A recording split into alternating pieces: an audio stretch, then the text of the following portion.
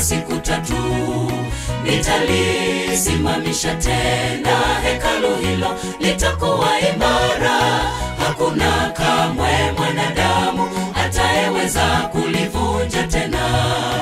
Msingi wake ni imara, umejengwa na Yesu. Hakuna kamwe mwanadamu atayeweza kulivunja tena. Msingi wake ni imara, umejengwa na Yesu.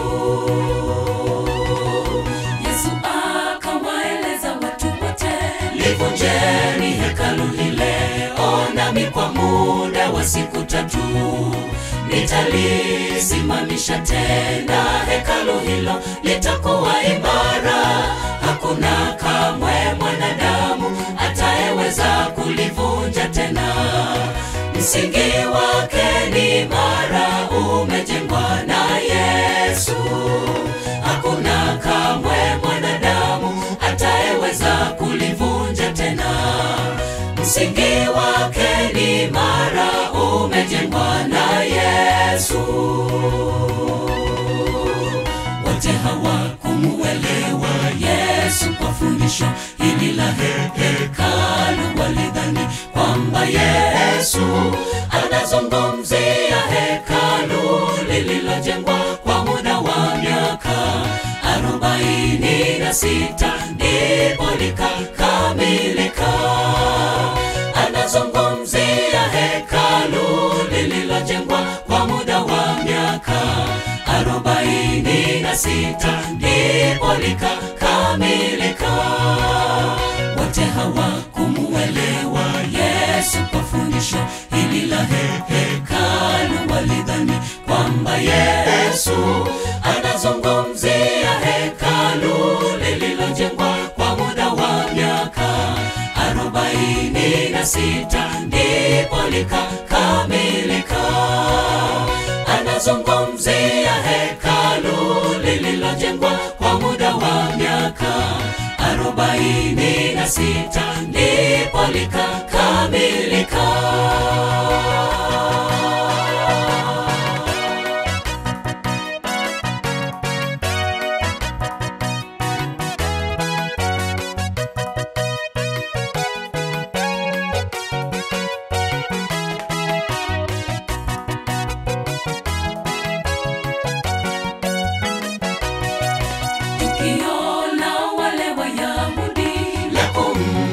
Mwokozi Yesu wakimuongoza Golgotha, walimsulubisha Mwokozi hadi kufia juu ya msalaba, bila kujua watendalo, kumbe wanavunja hekalu lao.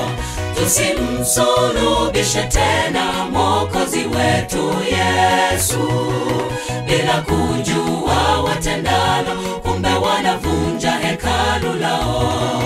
Tusimsulubishe tena Mwokozi wetu Yesu. Tukiona wale Wayahudi la kumtesa Mwokozi Yesu wakimuongoza Golgotha, walimsulubisha Mwokozi hadi kufia juu ya msalaba, bila kujua watendalo, kumbe wanavunja hekalu lao. Tusimsulubishe tena Mwokozi wetu Yesu, bila kujua watendalo, kumbe wanavunja hekalu lao. Tusimsulubishe tena Mwokozi wetu Yesu. Wote hawakumuelewa Yesu kwa fundisho hili la hekalu. Walidhani kwamba Yesu anazungumzia hekalu lililojengwa kwa muda wa miaka 46 ndipo likakamilika. Anazungumzia hekalu lililojengwa kwa muda wa miaka 46 ndipo likakamilika. Wote hawakumuelewa Yesu kwa fundisho hili la hekalu. Walidhani kwamba Yesu anazungumzia